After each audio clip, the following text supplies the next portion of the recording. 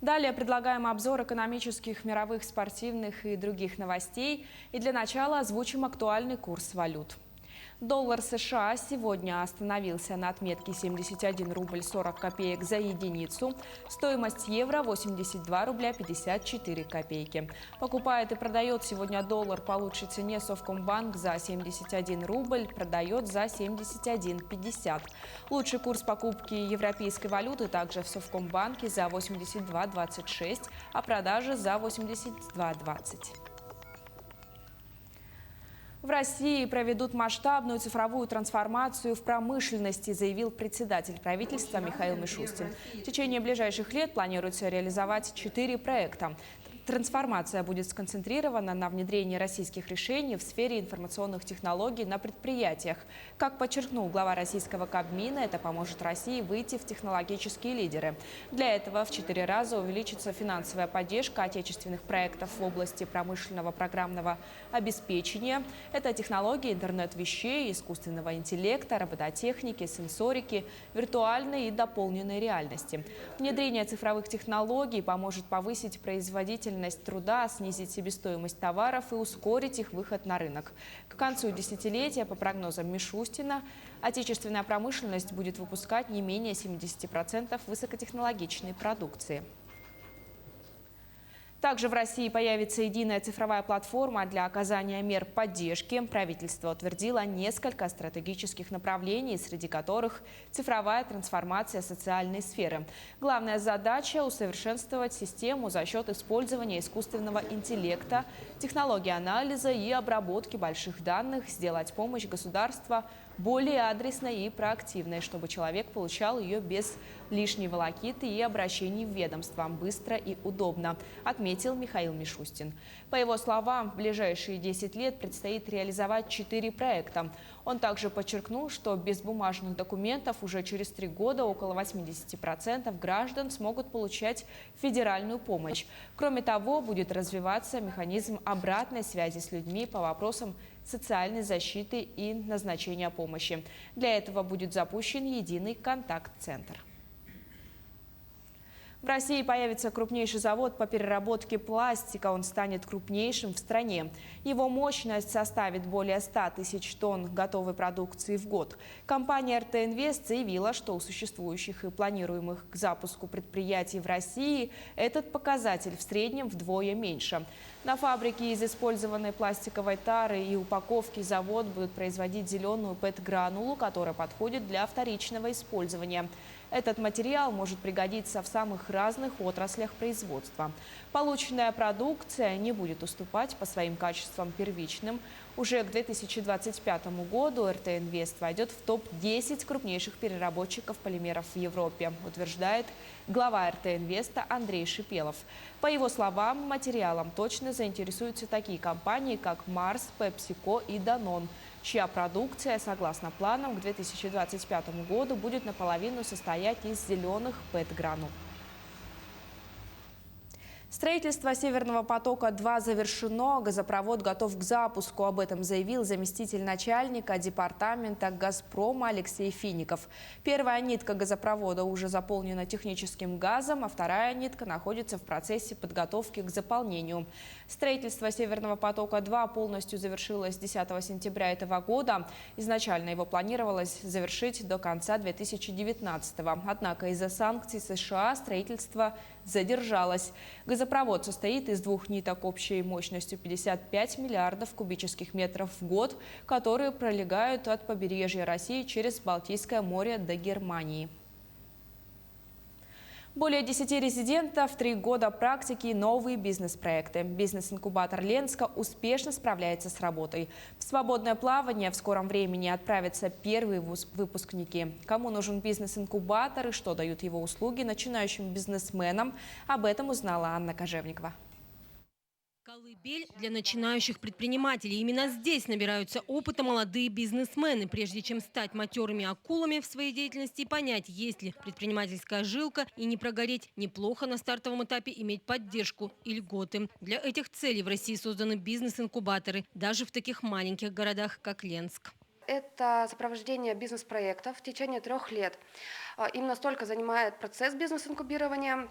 Помимо этого, льготная аренда помещений. Бизнес-инкубатор – именно то место, где начинающий предприниматель может получить комплексную поддержку. Также на базе бизнес-инкубатора размещается центр «Мой бизнес». Здесь оказывается поддержка не только начинающим предпринимателям, но и уже опытным. И эту поддержку высоко ценят новички. Например, логопед-дефектолог, недавно открывшая свой кабинет в бизнес-инкубаторе. В бизнес-инкубаторе я уже практически месяц, и мне очень нравится здесь, и не только мне, но и детям. Здесь больше пространства, мы можем здесь побегать, попрыгать.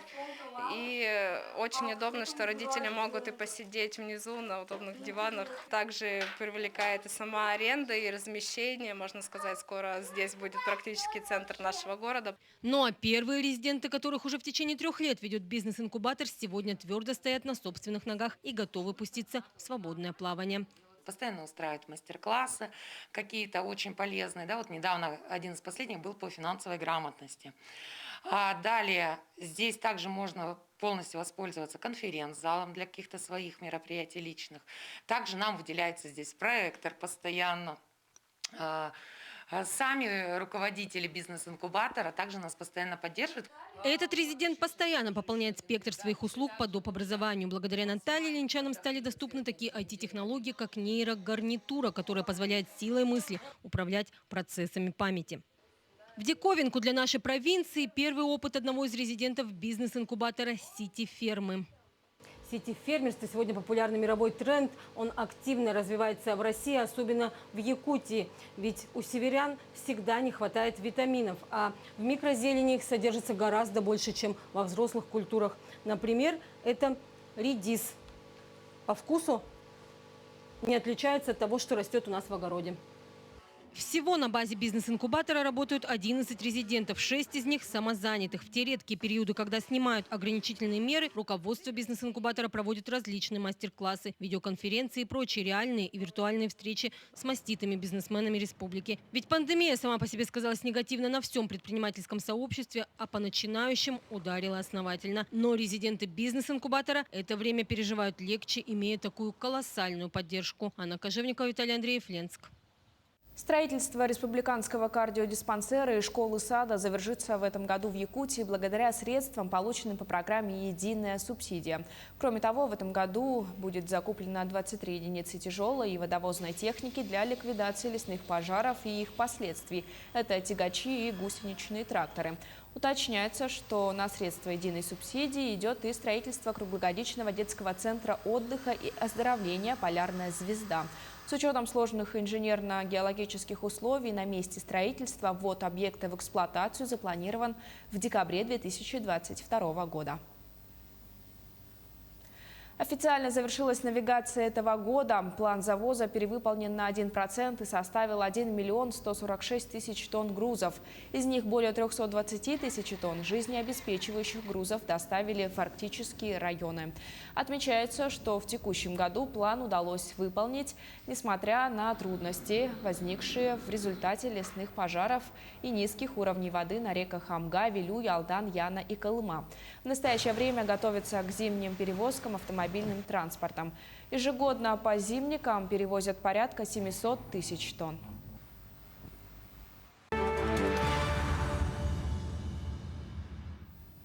Ниагарский водопад открывается для посещения после 20 месяцев ограничений. Подробности далее. Сувенирные магазины и гостиницы, расположенные на границе США и Канады в районе Ниагарского водопада, вновь готовы принимать туристов.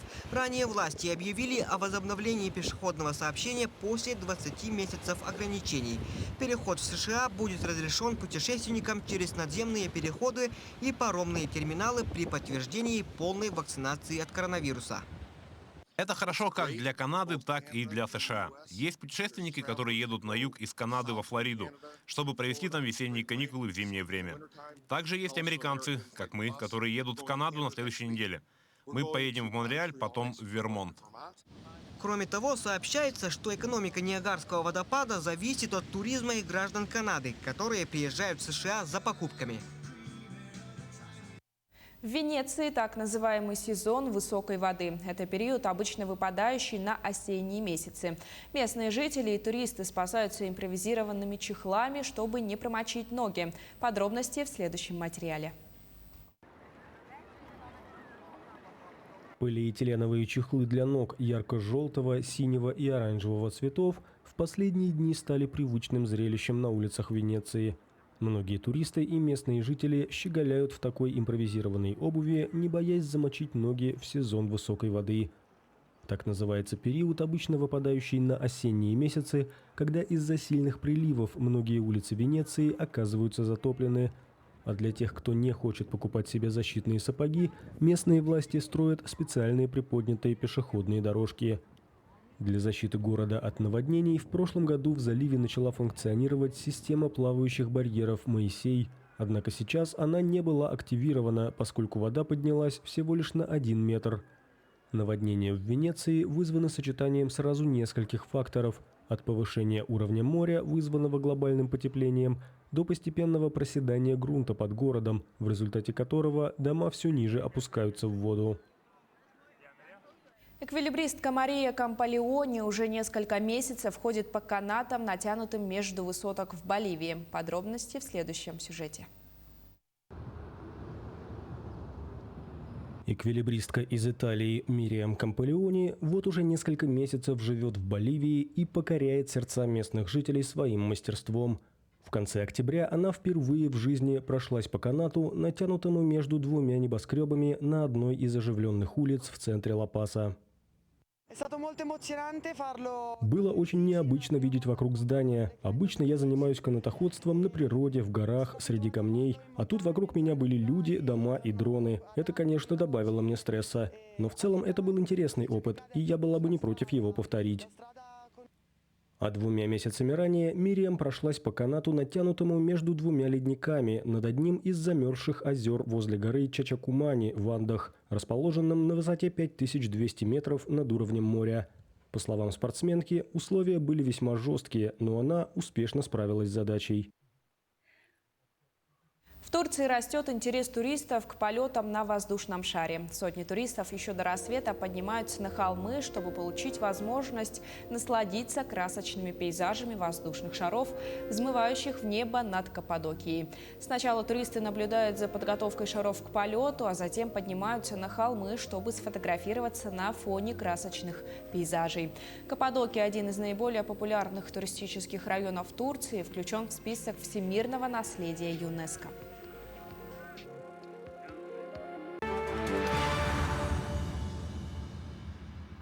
Вернемся к новостям нашего региона. В Якутии утилизировали партию свинины путем сжигания, в которой обнаружен вирус африканской чумы. Проведена дезинфекция помещения, где хранилась данная партия, а также автотранспорта, перевозившего груз. Специалистами Якутской республиканской ветеринарно-испытательной лаборатории проведен отбор проб смывов для контроля качества дезинфекции. Белые медведи на территории Нижнеколымского района Якутии все чаще стали продвигаться вглубь тундры, что создает риски для местных жителей и самих животных, которые обычно живут на побережье. Об этом рассказал старший инспектор ресурсного резервата Курдигина-Крестовая на Медвежьих островах Руслан Слепцов. Он сообщил, что завершен осенний мониторинг миграции белых медведей. Порядка половины из встречных животных, медвежатов, в предыдущие годы фиксировалось 6-7 медвежат. Встретили медведицу с 3 медвежатами – это редкое в природе явление. Он добавил, что когда лед встает, белые медведи уходят в море охотиться на нерпу. Жителям Нерингринского района, получившим вакцину против коронавируса с 1 по 22 ноября, выдадут абонемент на бесплатный проезд на автобусе. В акции могут принять участие граждане, которые прошли иммунизацию 1- или 2-компонентной вакциной, либо ревакцинацию в Нерингринской центральной районной больнице. Они получат абонемент на бесплатный проезд по пригородным и междугородним маршрутам. Один на выбор. Для его получения необходимо обратиться в здание районной администрации и предъявить сертификат о вакцинации либо справку, которая выдается медицинским работникам сразу же после получения прививки, либо выписку с личного кабинета портала госуслуги с указанием даты проведения процедуры, а также паспорт. Абонемент будет действителен до конца этого года. Один из лучших дознавателей МЧС России живет в Ленске. Ольга Дугаржаб заняла 4-е место во всероссийском конкурсе среди сотрудников противопожарной службы. Состязание проходило в Пензенской области. Ольга Дугаржаб – майор внутренней службы, победительница конкурса дознавателей Дальневосточного федерального округа. Единственная представляла округ среди 10 конкурентов из других регионов страны. Жюри оценивало физподготовку сотрудников, теорию и стрельбу. Смотрим место пожара, и расследование уголовного дела, и тестирование, и даже стрельбы из огнестрельного оружия с ПМ мы стреляли. Сдружились, обменялись все впечатлениями. У кого в каждом регионе все это по-разному. То есть мы до сих пор связь поддерживаем. Впечатления, конечно, огромные. Региональным властям поручили проанализировать дефицит медиков и оценить эффективность программ по их привлечению. Такое поручение дала вице-премьер Татьяна Голикова на заседании Совета при правительстве по вопросам попечительства в социальной сфере. Согласно документу, Минобрнауки вместе с Минздравом и Минфином, а также главными межштатными онкологами Минздрава поручено проанализировать данные о дефиците специалистов, в том числе по онкологическому профилю, представить предложения по увеличению подготовки специалистов целевым способом для нужд системы здравоохранения и закрепления их в регионах. Подписан договор на предварительную проработку вариантов строительства железнодорожной линии Нижний Бестях-Магадан. Ряд соглашений заключили акционерная компания «Железные дороги Якутии» и инвестиционная компания «РЖД Инвест». Также заключен договор на проведение расчетов укрупненных финансово-экономических показателей по проекту строительства линии. Напомним, в этом году состоялась экспедиция по маршруту Якутск-Магадан. Основной ее задачей был сбор материалов для подготовки предварительного обоснования инвестиций в строительство. В ходе экспедиции изучен опыт строительства и эксплуатации железнодорожной линии Беркакит-Тамот-Якутск, чтобы учесть при планировании работы новой железнодорожной линии в суровых климатических условиях и в районах распространения многолетней мерзлоты. Комитет Госдумы Российской Федерации по физической культуре и спорту на заседании поддержал законопроект о введении паспорта болельщика при проведении всероссийских и международных спортивных соревнований. Были также высказаны важные замечания со стороны федерации и лиг. Они касаются в том числе обеспечения финансирования введения системы Fan ID, а также комфортного получения верификации для болельщиков. Эти вопросы должны быть дополнены авторами законопроекта уже ко второму чтению. Российский нападающий Вашингтона Александр Овечкин забросил 741-ю шайбу в Национальной хоккейной лиге и вышел на 4-е место в списке лучших снайперов регулярных чемпионатов, сравнившись с американцем Бреттом Халлом. Овечкин отметился голом в домашнем матче в Баффало. В списке лучших снайперов в истории НХЛ первое место занимают Уэйн Грецкий, далее идут Горди Хоу и Рамир Ягр. Награда вернулась к своему чемпиону. Российский боец и временный чемпион UFC в легчайшем весе Петр Ян прилетел домой. Как его встретили друзья и какие планы у спортсмена на будущее, смотрите в сюжете далее. Одноклубники, друзья и болельщики встретили временного чемпиона UFC в легчайшем весе Петра Яна в аэропорту Кольцово в Екатеринбурге. Спортсмен вернулся домой из Абу-Даби после боя с американцем Кори Сенхагеном, в котором смог вернуть себе пояс чемпиона. Сам чемпион поделился эмоциями после важной победы. К этому поединку я просто был настолько сфокусирован и себе дал такую установку, что я обязан вернуть этот пояс. Пусть какими-то путями получилось так, что я его потерял, но мне нужно было собраться и сделать свое дело. Поэтому я был хладнокровен, расчетлив и делал свое дело. Кроме того, спортсмен прокомментировал ситуацию с заменой по состоянию здоровья своего соперника Алджамейна Стерлинга, с которым должен был сойтись в бою вместо Сенхагена. Но когда надо было, Стерлинг спрятал голову в песок, когда коснулась ближе к делу боя. Сейчас он хочет провести поединок хоть в декабре он опять же пытается всеми моментами понять, что мне чтобы максимально мало дать время на восстановление, чтобы я там принял сразу бой. Он очень такой хитрый в своих, скажем, движениях. Но спешить никуда не будем, это задача менеджеров. И как только скажем февраль-март, значит будет февраль-март. Ян добавил, что дату его будущего поединка со Стерлингом будут определять менеджеры. Напомню, на турнире UFC 267 в Абу-Даби Петр Ян одержал победу над американцем Кори Сентхагеном. Россиянин завоевал временный титул чемпиона UFC в легчайшем весе. Изначально планировалось, что Ян проведет реванш с действующим чемпионом Алджамейном Стерлингом, но тот отказался от боя из-за проблем со здоровьем.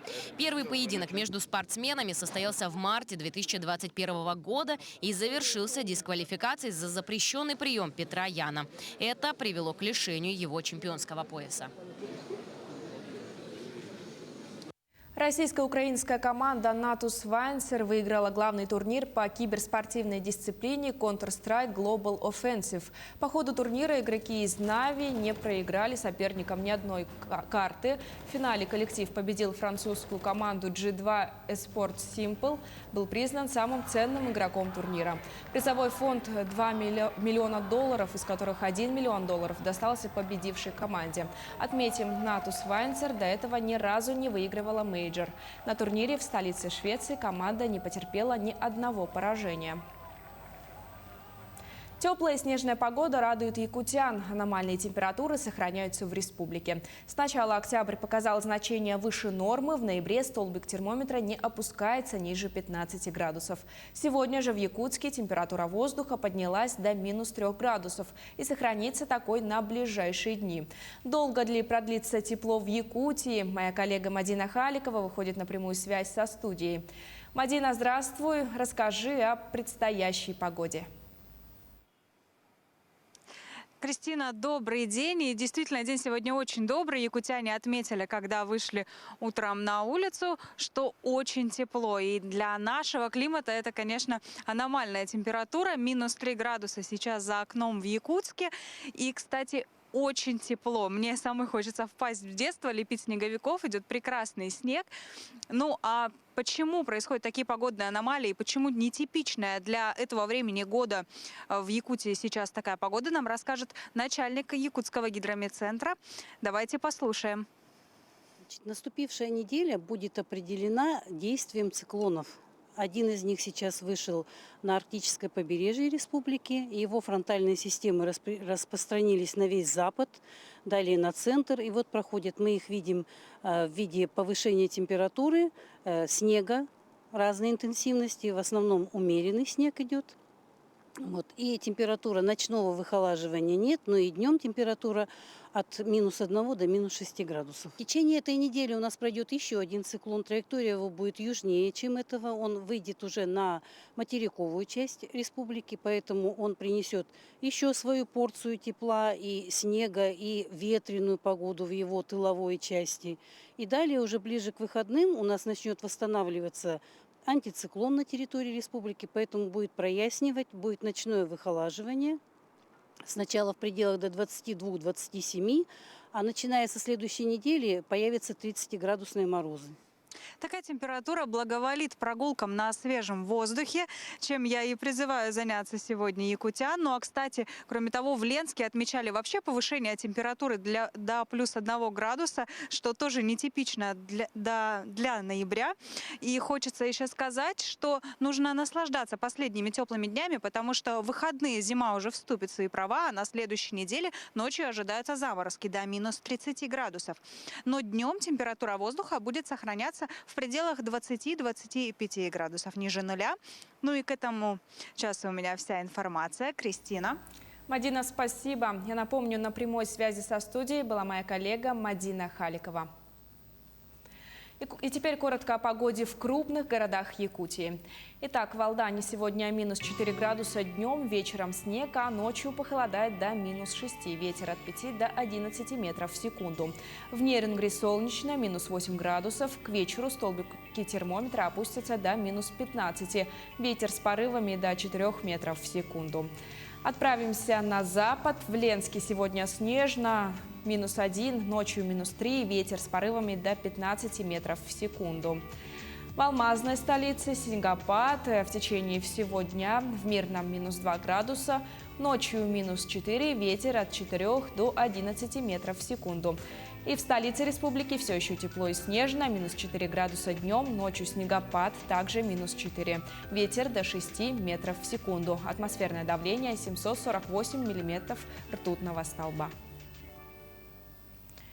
Семья умельцев из Рязанской области превратила свой дом в сказочную усадьбу. Вольный художник Юрий Трубин вместе с семьей создал на своем участке в деревне Диулино под Рязанью сказочный мир. На 2 гектарах земли обитают драконы, ведьмы, ангелы и другие мифические существа, сделанные из дерева, бетона и металла.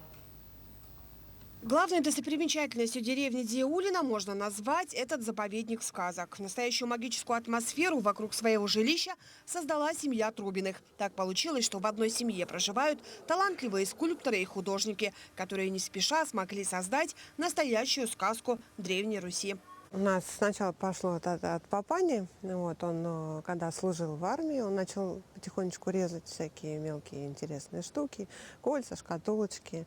Вот. Потом Андрей, его сын, начал учиться у него резьбе по дереву. Вот. И они вместе как-то начали заниматься деревом, резьбой.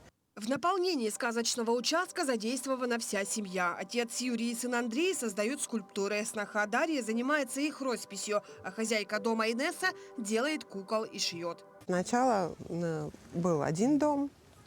Приходили посмотреть на дом. Потом появилась беседка. Приходили посмотреть на беседку. Потом построили баню. Да, естественно, то есть вот просто люди приходили и говорили, а можно посмотреть? Вот. То есть и так потихонечку территория разрасталась. Андрей приобрел свой участок, да, построил свой дом. То есть и как-то все равно какие-то знакомые, соседи приводили своих знакомых, можно прийти посмотреть. И постепенно, то есть поток туристический, он нарастал. Небольшие домики с утварью старинных времен, с местами для чаепития, соседствуют с боевыми кораблями викингов, змеями, драконами и бабой-ягой. И все продумано до мелочей. По словам создателя усадьбы Юрия Трубина, композиции рассказывают свою историю, а персонажи воплощают идеи автора. Может быть, от силы как-то названо, ну, может быть, большими куклами. Но главное, что в тех композициях это не случайный набор страшилок, там вот с такими зубами, с такими ушами, глазами страшными. Это просто в каждой есть своя идея, в каждой есть своя интрига. Сначала возникает интрига, идея, а потом я придумаю, как выглядят персонажи этой истории, этой интриги. Сам хозяин усадьбы тоже напоминает языческого волхва из Древней Руси. Вся семья не просто здесь творит, она живет этим процессом, который в усадьбе непрерывен. Трубины даже ни разу не подсчитывали свои экспонаты. Их здесь огромное количество, от микроскопических и до гигантских. И в каждом из них скрывается своя душа. Пушкинский музей представит коллекцию в новой концепции Жан-Юбера Мартена. Экспонаты в залах собраны не хронологически, а по принципам сходства. Масштабная экспозиция включает более 400 произведений искусства и предметов естественно-научных коллекций. Она занимает основную выставочную ось главного здания музея и 7 залов 2-го этажа. Посетителям представят как хорошо известные экспонаты Пушкинского музея, так и часть собрания из запасников, а также произведения из более чем 50 отечественных и зарубежных музейных и частных коллекций. А в Нерюнгри проходит выставка художника Михаила Кохана. В возрасте 25 лет он окончил Днепропетровское государственное художественное училище и вот уже более 40 лет создает картины в самых разных жанрах. С художником встретилась наш корреспондент Ирина Кичигина. Она с нами на прямой связи. Ирина, добрый день. Расскажите подробнее о работах художника. Приветствую вас. Прямо сейчас мы находимся в Беркокитском храме Иоанна Кронштадтского. Здесь мы встретились с художником Михаилом Коханом. Он сейчас занимается своей работой, а мы были вдохновлены его работами, которые были представлены на выставке. Первая его персональная выставка состоялась в 1996 году в городском музее. И вот сейчас уже 4-я выставка, которая открылась в Центре культуры и духовности имени Пушкина 3 ноября этого года. На ней в основном представлены пейзажи, но есть и портреты, и натюрморты. Помимо этого, работы Михаила Кохана были представлены на выставках ранее в Нерюнгри и в Якутске. Сегодня мы встретились с этим художником и спросили у него, чем же он занимается сейчас. Здравствуйте, Михаил Григорьевич. Расскажите, чем вы сейчас заняты здесь в храме? Сейчас батюшка обратился, чтобы храм украсить, и я посчитал для себя за честь выполнить эту работу. Ну, пока начинаем с самого низу, панели, орнаменты церковные наносим. Ну, со временем будем подниматься выше, там уже работа посложнее будет. Давайте вернемся к вашим полотнам. Скажите, в каком жанре больше всего вам нравится работать? Ну, в основном пейзаж. Потому что я природу люблю, наблюдаю. Вот. Природа Южной Якутии мне очень понравилась. Чем вы вдохновляетесь? Красотой якутской земли, южно-якутской. Скажите, вы ведете какой-то подсчет? Вот сколько работ уже у вас есть? Ну, примерно на глазок 1000-1500 я уже написал пейзажей за 30 лет. Насколько востребованы ваши работы у нас здесь в Нерюнгри? Ну, пока люди интересуются. Вот. Домашней коллекции остался, может быть, 10 работ. Там, ну, внукам, дочерям дарил. А так разошлись работы все. А как домашние относятся к вашему творчеству? Как-то поддерживают вас? Ну, конечно. И дочь тоже у меня человек творческий, старшая. Ну, внуки любят рисовать. Да, кто-то пошел по вашим стопам? Старшая дочь, но она в прикладном искусстве в основном. Ну, спасибо большое, Михаил Григорьевич. Не будем отвлекать мастера от работы и будем ждать от него новых полотен, которыми он вдохновится и будет еще долго и долго нас радовать своим творчеством. Ирина, спасибо. Я напомню, на прямой связи из Нерюнгри была моя коллега Ирина Кичигина. Наши корреспонденты продолжают следить за развитием событий в республике и за ее пределами. Оставайтесь на нашем телеканале и не переключайтесь.